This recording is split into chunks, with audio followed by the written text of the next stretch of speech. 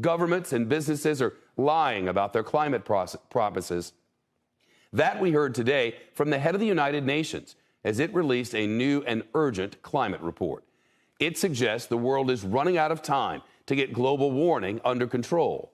If we don't act immediately, scientists say the consequences will be catastrophic. The co-chair of the report insists it's now or never. CNBC's Diana Olick on the ultimatum they'll issue today. It is a file of shame, cataloguing the empty pledges that put us firmly on track towards an unlivable world. The rhetoric is heating up right along with the planet as the United Nations released another in a series of damning reports. It argues the world needs to do more to reduce greenhouse gas emissions because as of now, it is, quote, almost inevitable that the Earth will surpass the critical threshold of 1.5 degrees Celsius warming above pre-industrial levels.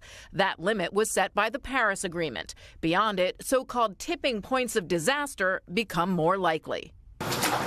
Already last month, the east coast of Australia saw devastating flooding, and an ice shelf the size of New York City fell into the ocean.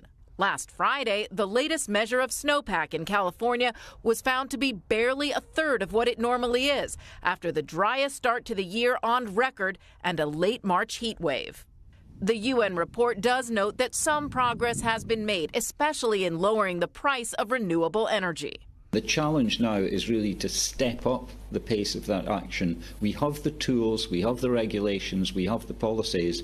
We need to make them tighter and we need to spread them more widely. But much, much more must be done, namely that fossil fuels should be phased out and replaced with renewables, a major shift from the IPCC's 2014 report, which kept them in the mix along with carbon capture technology. It also calls for methane emissions to be cut by a third by 2030. The report emphasizes that funding of renewable energy, both public and private, falls far too short, 3 to 6 times lower than where it should be.